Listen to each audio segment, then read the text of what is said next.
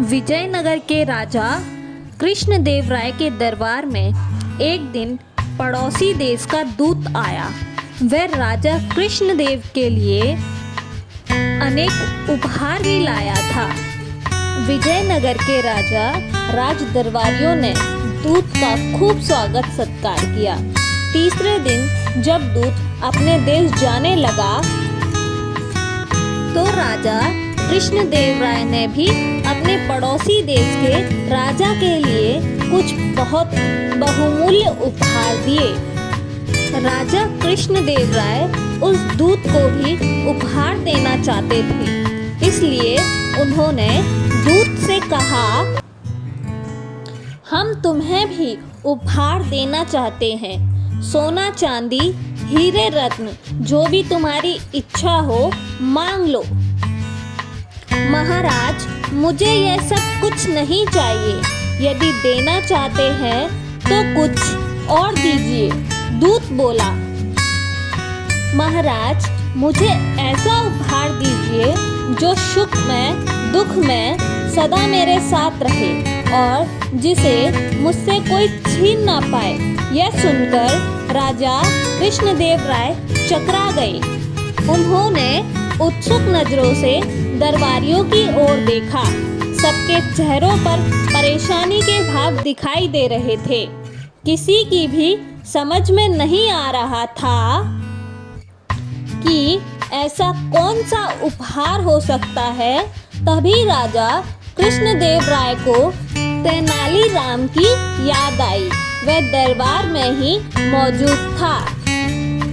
राजा ने तेनालीराम को संबोधित करते हुए पूछा, क्या तुम ला सकते हो ऐसा उपहार जैसा दूत ने मांगा है?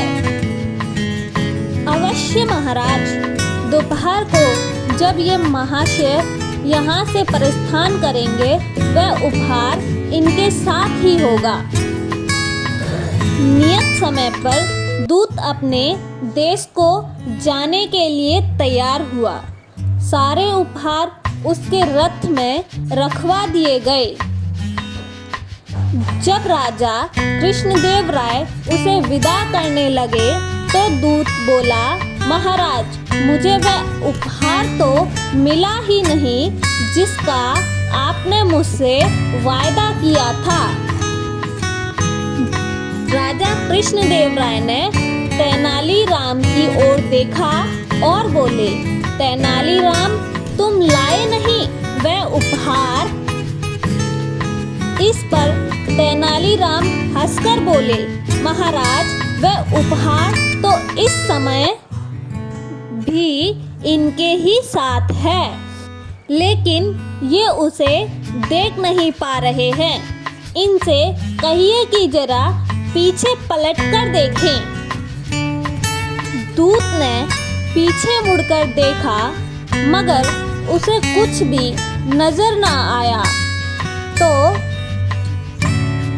वह बोला, कहाँ है वह उपहार?